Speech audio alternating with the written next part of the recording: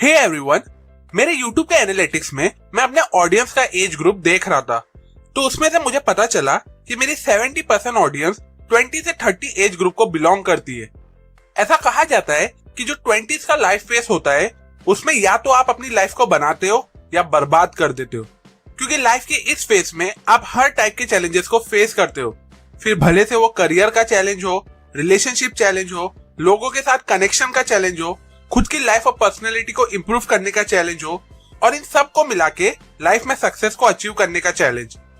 आज जिस बुक की समरी मैं आपके साथ शेयर करने वाला हूँ उसमें स्पेशली 20s के फेस में आने वाले चैलेंजेस से रिलेटेड स्टोरी शेयर की गई है, और जिससे मिलने वाले लेसन्स की हेल्प से इन हर टाइप के चैलेंजेस को ओवरकम किया जा सकता है। इसलिए अगर आपकी एज स्पेशली 20s और 30s में है तो इस वीडियो को एंड तक जरूर देखिए, सो दैट आप भी इन चैलेंजेस को अपनी लाइफ के इस फेज में इजीली ओवरकम कर सको।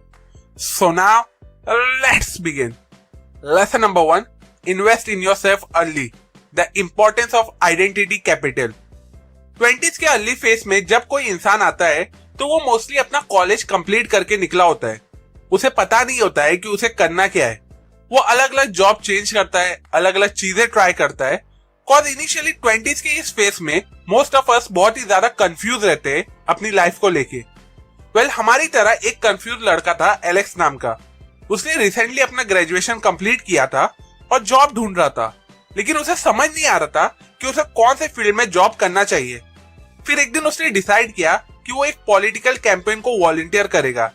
इनिशियली उसे ये अपॉर्चुनिटी बहुत ही ज्यादा छोटी लग रही थी, लेकिन फिर इस कैंपेन के एक्सपीरियंस की वजह से उसने खुद के अंदर कम्युनिकेशन, लीडरशिप और नेटवर्किंग जैसे स्किल बिल्ड कर ली, और जिसका रिजल्ट ये निकला कि जब कैंपेन खत्म हुआ तो उसके पास मल्टीपल जॉब ऑफर्स थे जो उसके पैशन और वैल्यूज को सूट करते थे। अब इस स्टोरी से हमें ये लेसन सीखने को मिलता है कि एक परफेक्ट करियर या अपॉर्चुनिटी के लिए वेट मत करो, बल्कि खुद एक्शन लेके अपने फ्यूचर में इन्वेस्ट करना शुरू कर दो, अपने अंदर अलग अलग स्किल्स को बिल्ड करके। ऐसे स्किल्स, ऐसे एक्शन जिसका पॉजिटिव इम्पैक्ट और रिजल्ट आपको आने वाले नेक्स्ट 2-3 साल में जरूर देखने को मिलेगा। Lesson number 2, weak ties and networking, the power of acquaintances. Graduation complete करने के बाद मोस्ट ऑफ द लोग जॉब सर्च करते, और इनिशियली वो मोस्ट ऑफ द टाइम किसी क्लोज वन को जॉब रिफर करने या किसी अपॉर्चुनिटी के लिए बोलते, फिर भले से वो फ्रेंड हो या कोई रिलेटिव। मैंने तो ये चीज की थी, और मेरी तरह एक लड़की थी सारा नाम की, जिसकी स्टोरी भी इस बुक में कुछ सिमिलर जैसी ही है।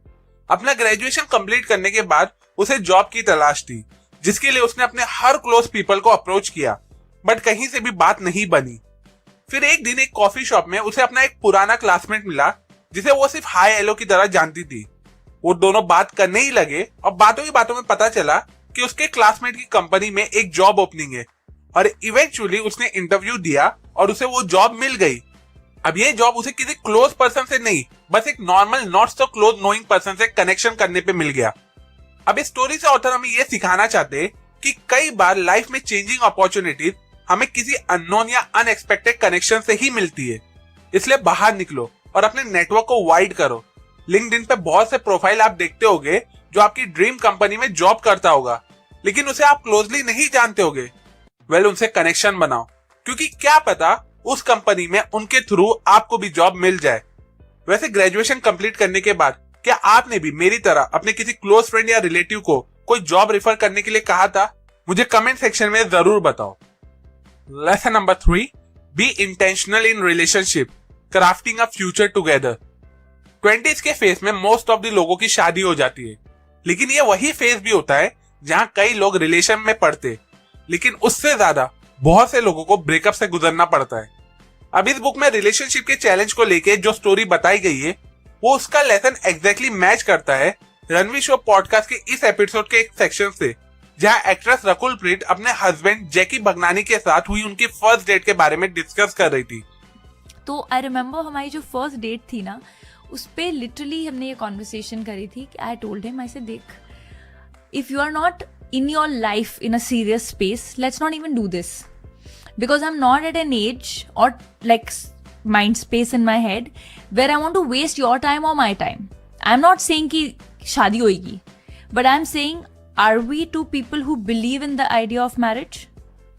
And if we are, then let's explore. But if you're just looking at having fun, then I'm the wrong person and let me be your bro. इसलिए आप रिलेशनशिप का हिस्सा बनो, इस चीज का वेट मत करो, बल्कि पहले मालूम करो कि उस रिलेशनशिप के पीछे का एक्चुअल इंटेंशन क्या है।